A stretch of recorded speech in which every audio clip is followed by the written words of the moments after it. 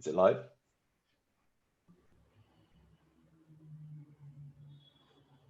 Okay, yeah, we're good. We're up. We're running. Okay, attempt number 2 then on the Attempt number big. two. Hopefully this won't get delayed. Ghazi, are you reading me I am reading you loud and clear with minimal delay? with minimal delay, thankfully. I'm not. I'm not sure what that was then. That was doing that. Number 2 then on the big. Okay, I can hear the video. Now you can't hear the video because I've just muted it, so we're good. Okay, good. Okay, so yeah, where were we? Where did we start? What did we start by saying? Here we are, week 3 of lockdown, and has the shit hit the fan? No, I'm still working. I'm doing a lot of Zoom calls with my clients and coaching calls, which is pretty different from what it used to be. But you're still obviously getting across that guidance, that support, and that like interaction with people, which is really really valuable at this time, I think. So I'm still getting that across quite well as a business and as supporting people. How's your gaming going? My gaming's fantastic. I'm losing a lot, but you know, That's I because you're think what I think what's happening is all the kids are staying at home now, so they're playing all day and they're ripping me apart. So I need some help. Will, can you come and help me, please? absolutely not. I've tried playing stuff with you, and it doesn't really. It's not really what I want to be doing in lockdown. I'm going to be honest with you. Okay, so what are you doing in lockdown, mate? Well, I'm doing a counselling course, so I'm doing more on that and working through that at pretty decent rate. I'm learning about stocks and shares and investments. So, like where to invest and how to invest, and the You're different. going to start stock trading. Whoa, stock trading. Partly, yeah, part of that, yeah. Stocks and shares. Oh, are you going to buy stocks in gaming? Actually, I have looked at a gaming. I'm not kidding. I have looked at a gaming one, which, I mean, like in this time at the moment, I think what's pretty important is that you. I've seen a couple of memes go around. Like, if you don't come out of this period of time, like with a new side hustle, whatever a side hustle is, I'm not sure, but like, I think like a new revenue stream or something, or you've not learned anything, or whatever over that period of time, if you haven't or reconnected with people or done whatever you need to do, if you haven't actually accomplished anything in this period of time, then that's going to be a pretty negative position to end the COVID-19 lockdown in, right?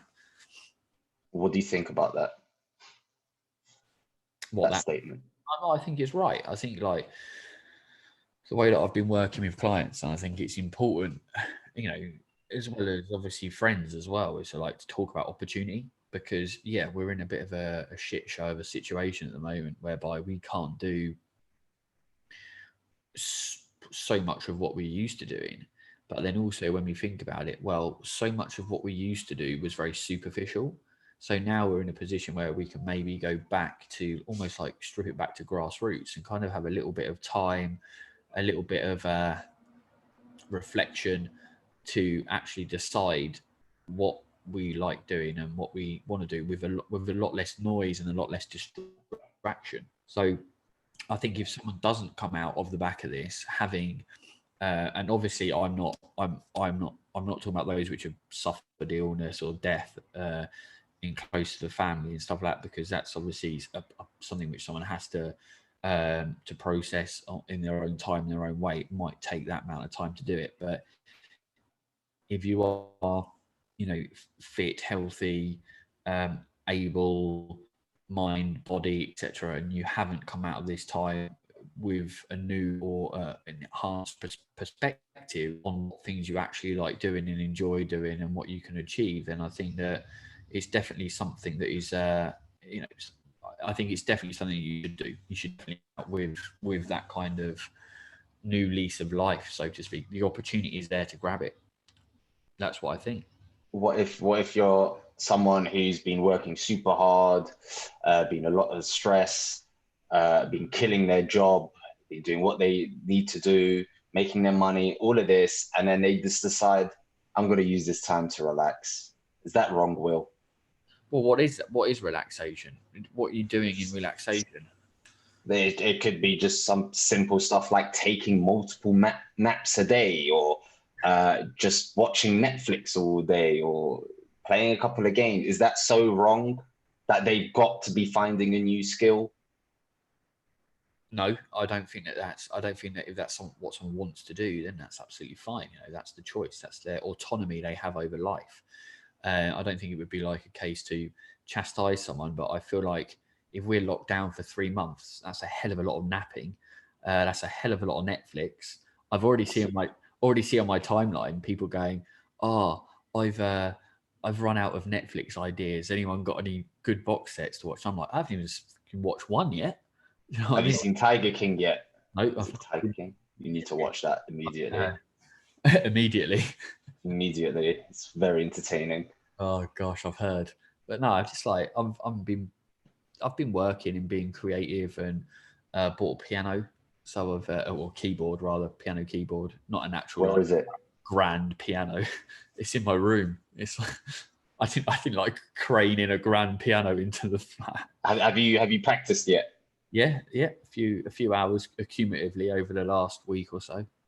Okay, so you're going to play for us just to see what you've come up with. I could probably pay a few scales for you right now. Of whatever it is you've got in your locker, you're going to play it. Not now. I'm not.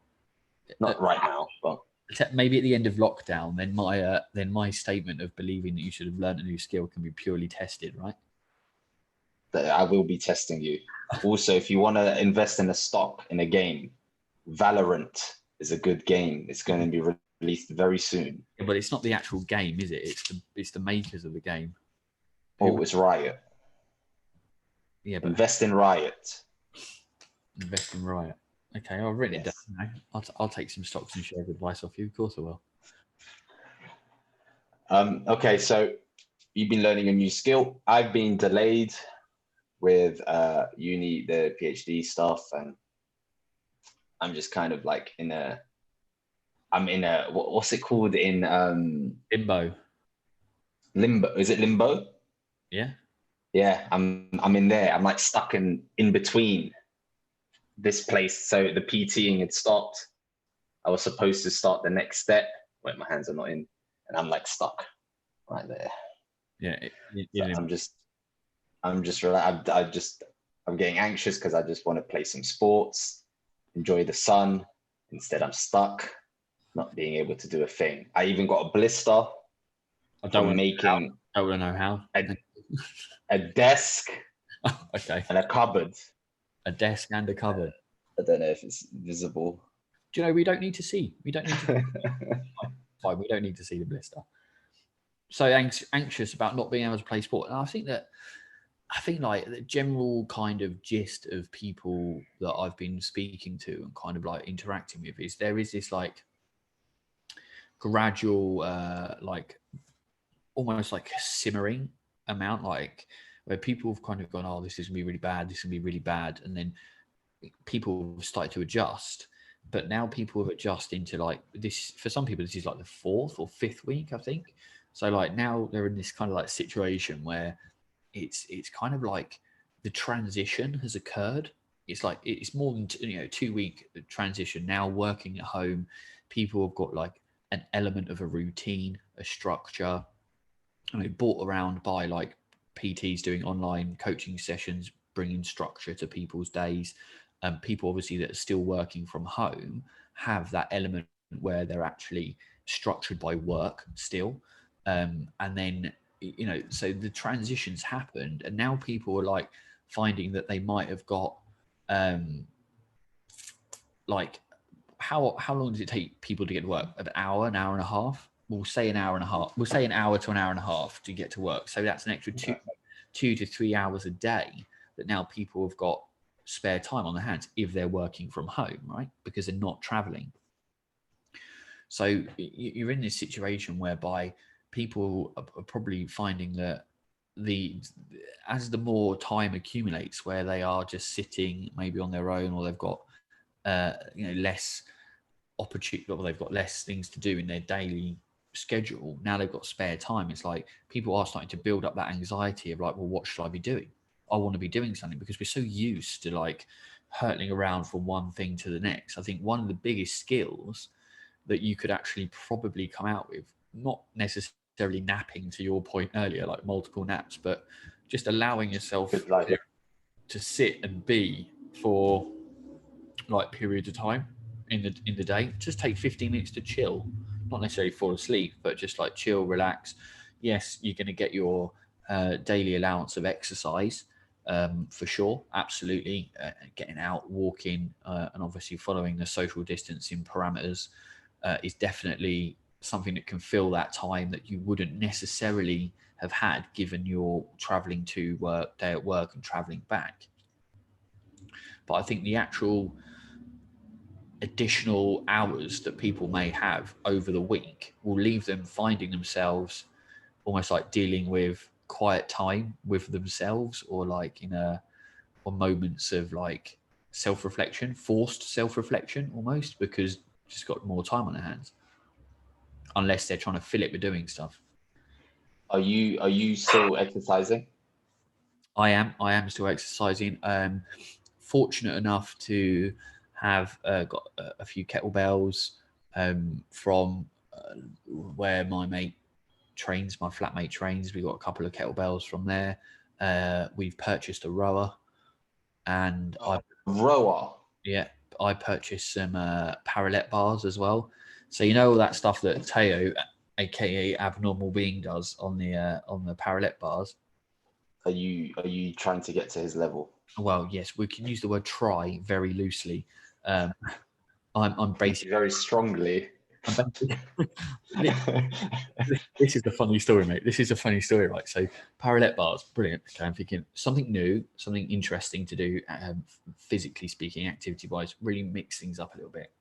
So first thing that anyone, including fitness professionals, do when they are looking to embark on a new piece of equipment and figure out how to do it is they go on YouTube, right? Classic. Mm-hmm. I do it myself. I'm sure everyone does. Parallel bar exercises, wait for it, for beginners. I'm like, brilliant, for beginners, perfect, excellent. Here comes 10 exercises to do for beginners on parallel bars. I'm like, fantastic, excellent. This is it. I'm going to have an awesome, I'm going to have a routine, 10 exercises, probably going to take me about 45 minutes. I'm hazarding a guess, having never done it before, but I thought, brilliant, this would be perfect. Press play. First exercise. Can't do it. Can't do it. Too hard. What is it?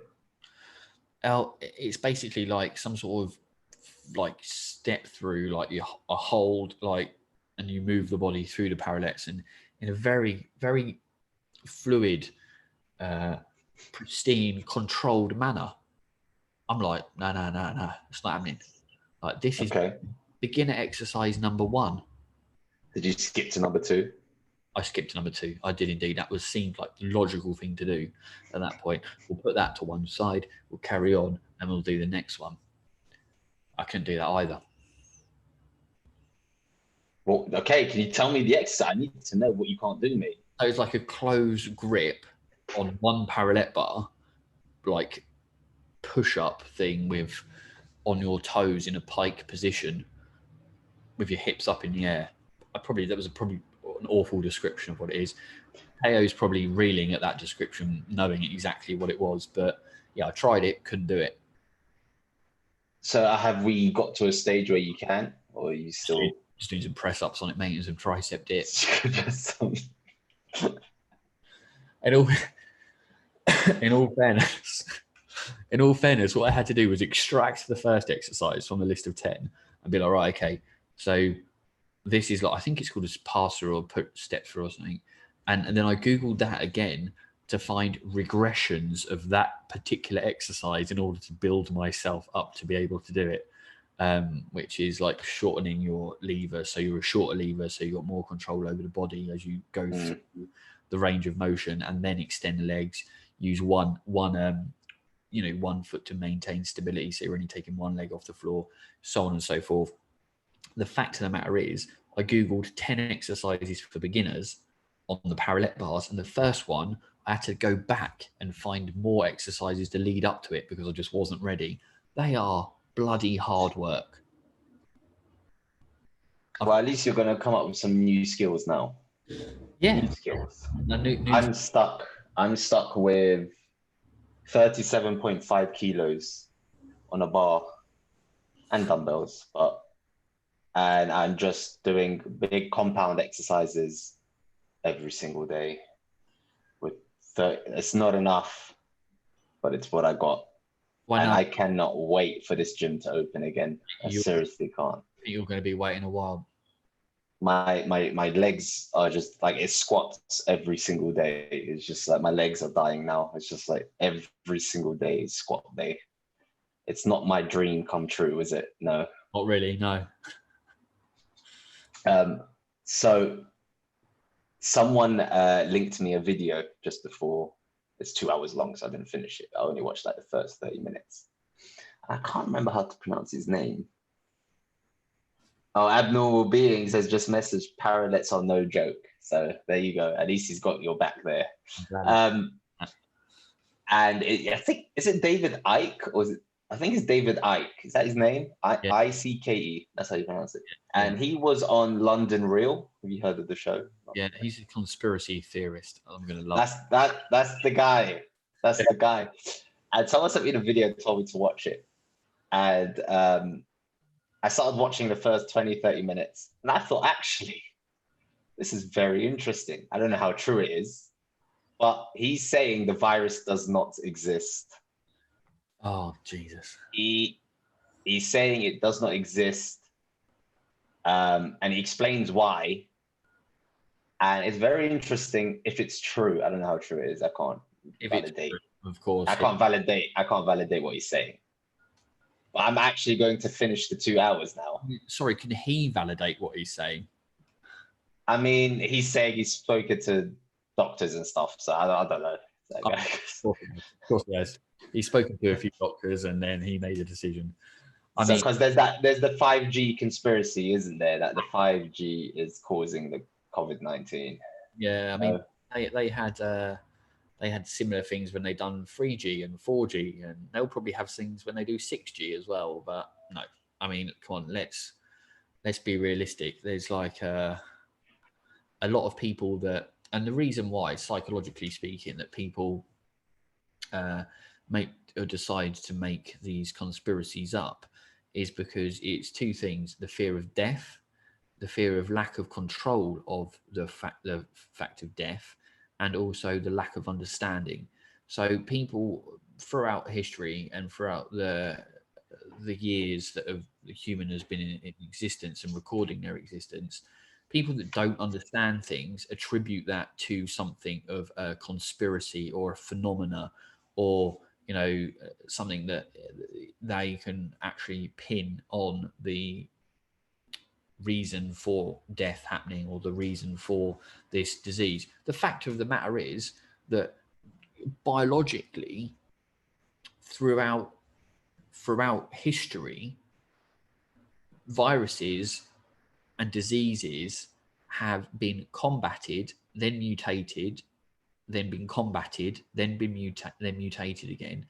Throughout the year, throughout the years, you've got like Spanish flu, the bubonic plague, jump from rats to humans. Exactly the same thing happened. It's like, was there some sort of 5G mast being put up then? Back in the no, there wasn't. It's just biology, and it's just how. What are you doing? You're typing something on your computer. That makes me nervous straight away. No, because he said something very interesting, and Eddie Lodge. Yeah. So we were made to believe that he died because of COVID-19. Right. This is what David Icke is saying. He's saying, no, he had heart problems. And when you go in, no matter who you are, no matter why you're in the hospital, you are tested for the virus. Yeah. Even if you're going to die anyway, you are tested for the virus. And then what the media do is, in Eddie Lodge's case, Eddie Large died after being tested positive for COVID-19, even Right. though that's not the reason he died. So he's claiming that the media are blowing it out of proportion. Apparently, he died because his heart failed.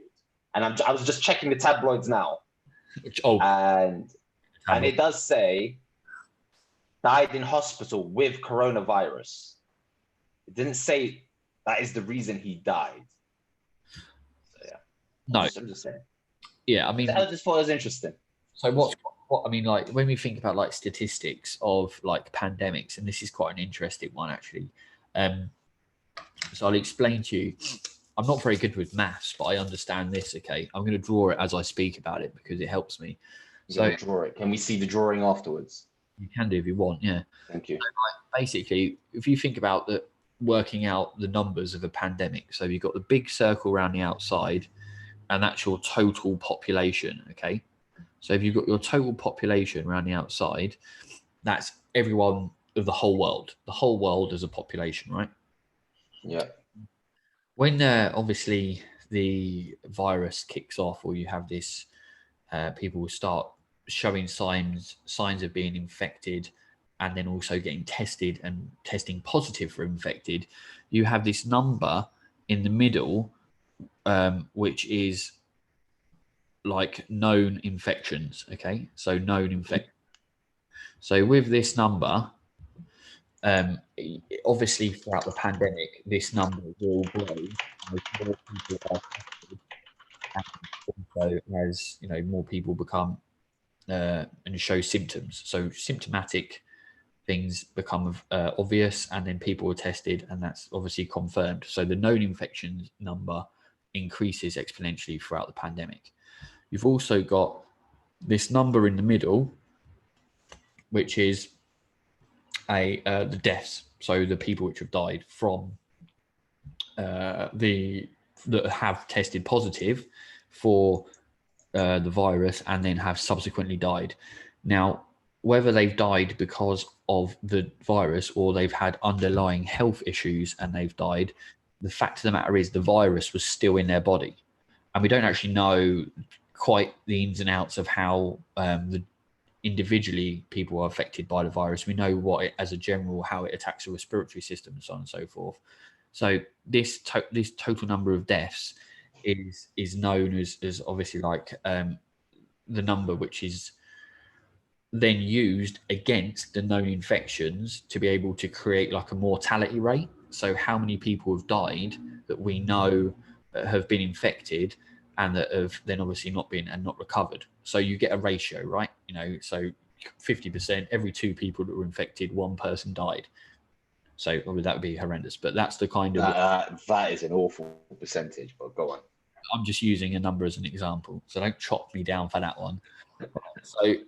So that's three numbers, but there's this other number which is invariably never really fully established until like mass testing is done over like periods of years, could be. So, and this number is the total number of people that were infected but were unknown to be infected. Okay. So that effectively is your magic number, because if you were to use, that gives you a true mortality rate. So if you have however many people have died around with COVID-19 or with the virus, and then you have the total number of people that were infected, whether they were asymptomatic and recovered without being tested, or they were symptomatic but isolated and were never tested. So that's two numbers there, huge volume of people that have been tested. So then the real mortality rate is if you use that number versus total number of deaths, and there the ratio is like far greater. So like it could be like 1 to 50, for example, and it could make a big jump like that. So with regards to SARS, that was I think it was SARS, H1N1. When the World Health Organization took those numbers and then they put them into play like 3 or 4 years down, the mortality rate was actually reduced by 65 times. So that's a very large number to reduce what everyone perceived was a mortality rate. So we won't really know, we won't ever truly know the mortality rate of COVID-19. We will only be able to get a better gauge of what the mortality rate is in several years, when like everyone's become, or like built up the antigens within their body and they've been tested, if they get tested. So when the media use statistics, or even like, you know, websites use statistics to kind of convey information, this whole kind of mortality rate, or how deadly it is actually quite a skewed statistic, because they're not able to use the correct number in order to give and represent the actual accurate output, if that makes sense. It does make sense. I want you to do something. Yeah. I want you to watch this video of David Icke. That's great. That just looks like a cinnamon roll, but fine. Death number here. I'm gonna get you to watch the video, and then we're gonna talk about it next time. I want you to do your thorough research. Now you're gonna do the research to prove him wrong. Ozzy, I am playing the piano, mate. It's only 2 hours. You'll be fine. 2 hours of some guy. You've just said you've got loads of time now, so I haven't got there loads. you go. Yeah, you have. You're failing on the parallels. You're playing the keyboard. You've got time. Chat. You can listen to it while you're doing your exercises. Maybe that will help you. Listen to it while I'm doing exercises then, but I'm not entirely convinced this is a good idea. That's fine. Oh, all right, I'll have a look at it. Send me the video. I will. Not happy about this. I think you'll enjoy it. I really do. I'll tear him apart. Get him on the podcast, mate. I'll tear him apart. That would be very difficult to do, but we could try. We could try. And anyway, it got banned off YouTube, so you have to watch it on like Vimeo or something. What surprise? Probably because it was just so full of shit. They were like, that this can't stay up in. Freedom of speech, Will. Freedom of speech. Chat with David and tell him we're taking it down. Well, what do you think of the claims that they're trying to take away our rights by locking us? They're exploiting the virus to try and take away our rights. Stopping us moving around and stopping the economy. Yeah. Yeah. Makes no sense. Completely. No. What? Who's trying to lock us down? The Illuminati, mate. Oh my god. Illuminati. I haven't used that word in a long time, actually. That's quite hilarious. For the record, the Illuminati want us running around spending our money because it lines their pockets. If the Illuminati even existed, the enlightened ones or whatever. The enlightened ones.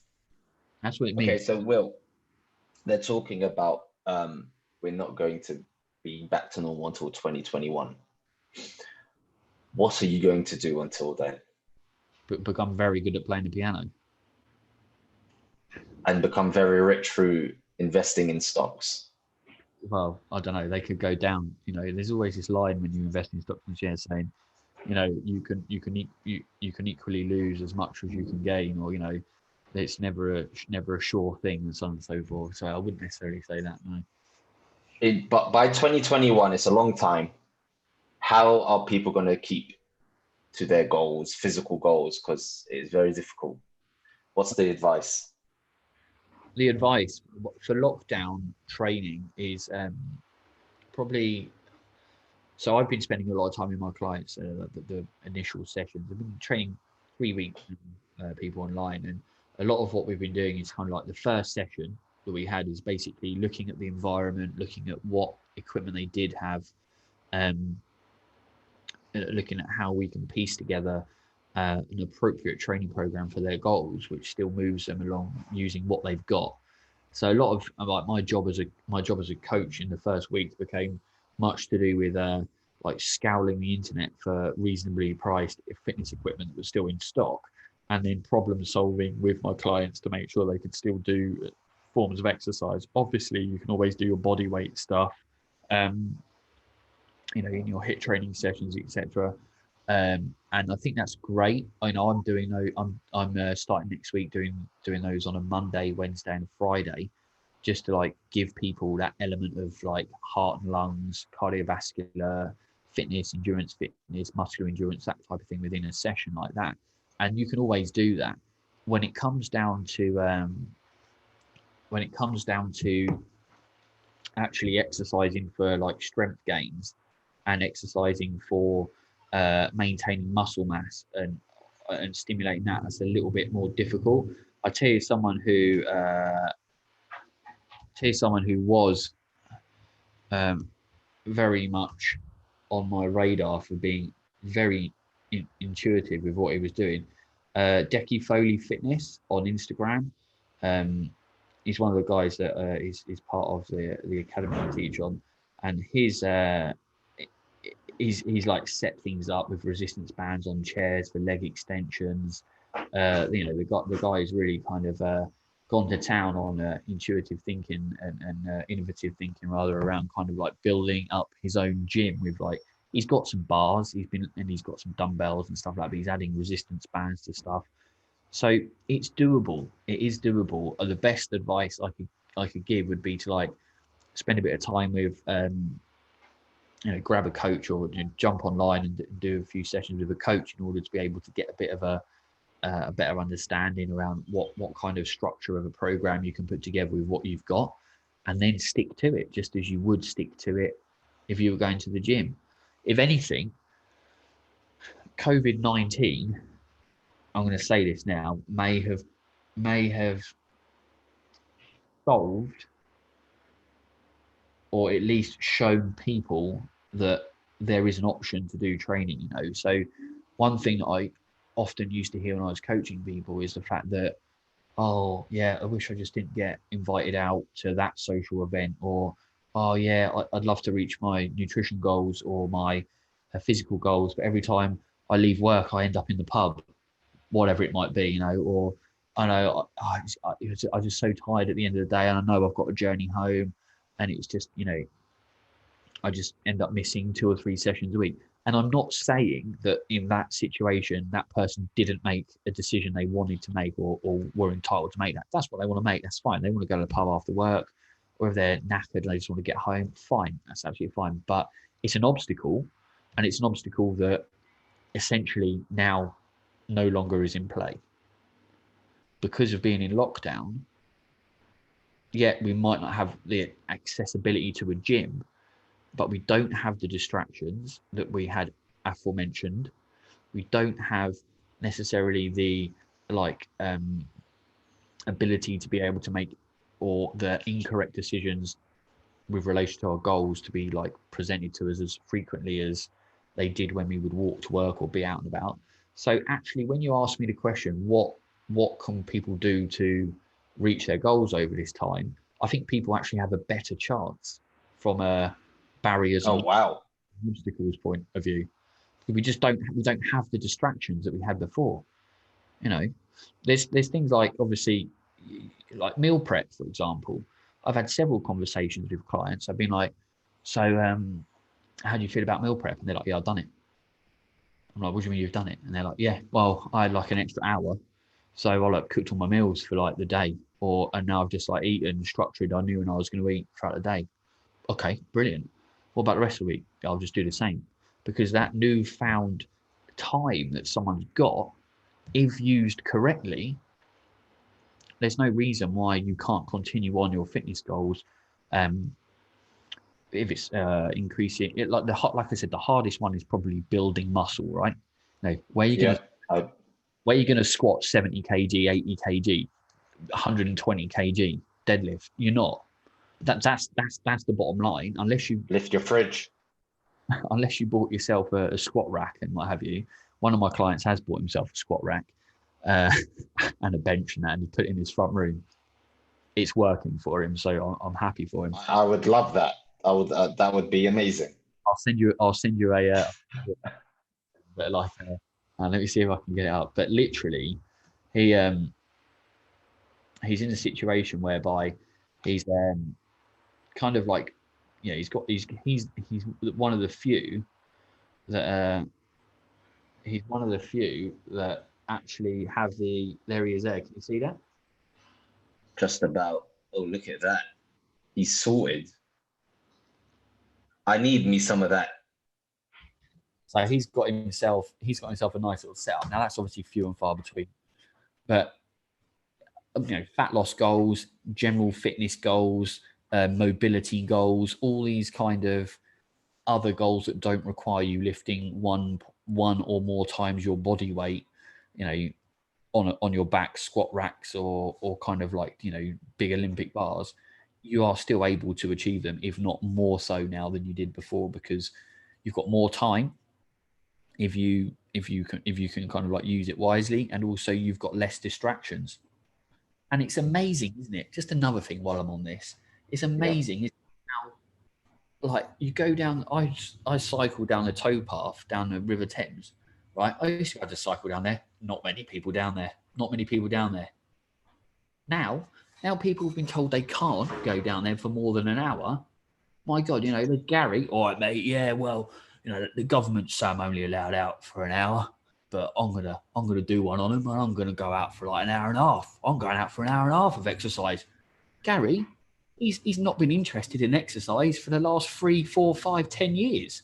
Now all of a sudden he's on lockdown. He's out every day, if not twice a day, making his use.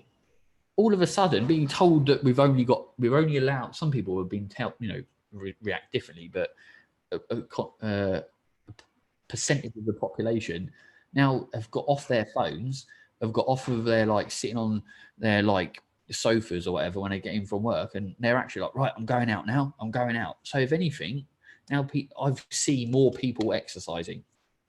So what you're trying to tell me is, once this lockdown is over, people are going to be in better shape than before the lockdown.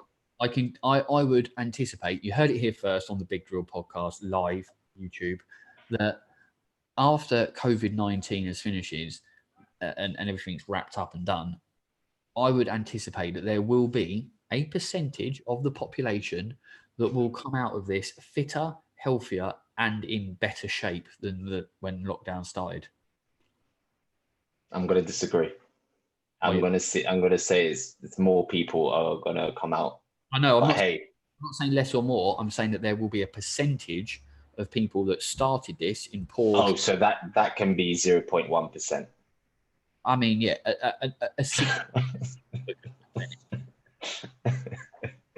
unbelievable. So yeah, I think that when you asked me the question originally, and obviously I rambled on because that's what I tend to do. How are people's goals, or how are people going to be able to maintain their fitness goals? I think they've got a better chance of maintaining them now if they use their time wisely and they use their resources wisely. There's no reason why fitness goals can't continue on and even become more achievable in some senses. Like I said, maybe not like the squatting 150 kilograms. That's going to be difficult, but everything else, I think it's more than achievable.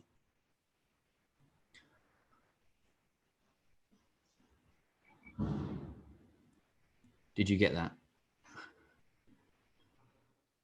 No, I'm losing you a bit there, Will. Okay, all right. Are you still there? I'm still here. Have you got me?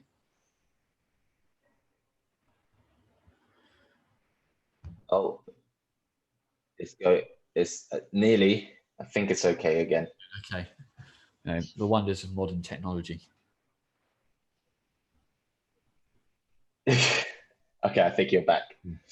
My last question was going to be, so for people that are preparing for stuff like powerlifting or gaining strength or bodybuilding, how do they cope with it during lockdown? Because it seems like getting to those goals is close to impossible. Why? So how do they deal with it? How does one get stronger during a lockdown? Or how does one start bodybuilding during a lockdown? Well, you've got two principles of training, which is number of repetition. To get to volume, you've got principle of repetitions, and also then the time in which the muscle's under tension. So in essence, what you end up with is kind of like working towards increasing your repetition, so your volume's higher, and increasing the time under tension for as long as you can, basically. So, I mean, those two principles, time under tension and volume of repetitions, extrapolates to like more muscle stimulus and I more. am losing you completely, Will. Okay, well, I've got you. I've got you, mate. I'm not sure.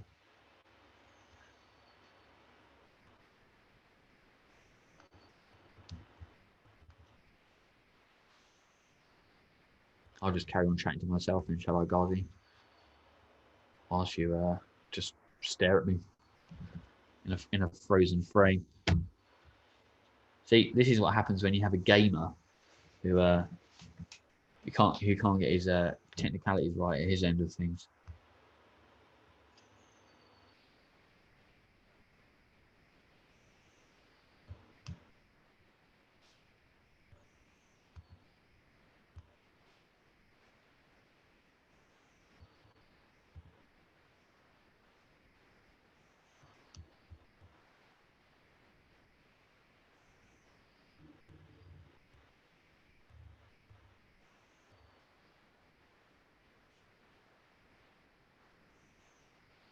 Here he is Have I back. made it back? He's Holy moly. Hold on. Hold on. What is going on here?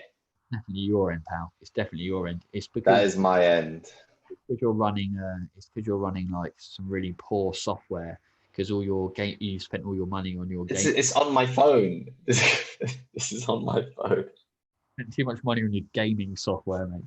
Unbelievable. You're frozen again.